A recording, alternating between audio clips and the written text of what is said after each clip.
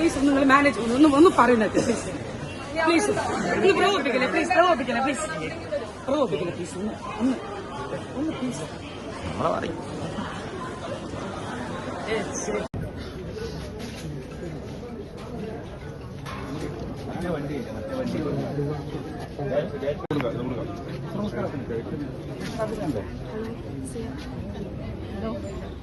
ഞാൻ റെയിൽവേ സ്റ്റേഷനിലോട്ട് കയറുമ്പോൾ ആദ്യം കുറച്ചുപേര് നടന്നു വന്നിട്ട് അവിടെ ഉന്തും തൊള്ളും ഉണ്ടായി.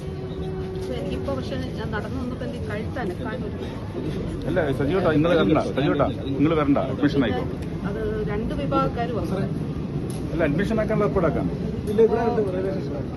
അപ്പൊ അത് കഴിഞ്ഞിട്ട് ഞാൻ ഇപ്പുറത്ത് നടന്നു വരുമ്പോഴാണ് എനിക്ക് ഈ കഴുത്തിന്റെ ഇവിടെ നല്ല പെയിൻ ഉണ്ട്.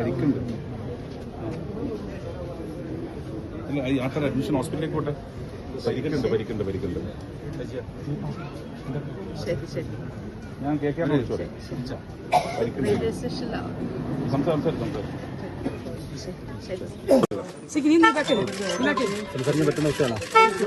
മേഡം എന്താ സംഭവിച്ചത്?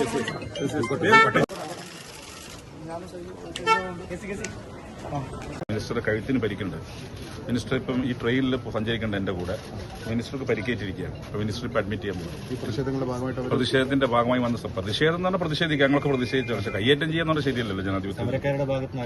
സമരക്കാരനെ ആക്രമിച്ചു. പിന്നെ ആക്രമിക്കാൻ? അപ്പൊ സമരക്കാര് കയ്യേറ്റം ചെയ്തു, കഴുത്തിന് പരിക്കും. ഞാൻ അദ്ദേഹത്തെ കാത്തിവിടെ നിൽക്കുകയാണ്. അപ്പോഴാണ് പറഞ്ഞത് കഴുത്തിന് പരിക്ക് പറ്റി. ഇപ്പൊ ഹോസ്പിറ്റലിലേക്ക് അഡ്മിറ്റ് ചെയ്തു. അതിപ്പോ ഏതാണ്ട് അങ്ങനെ തന്നെ കാണുന്നത്.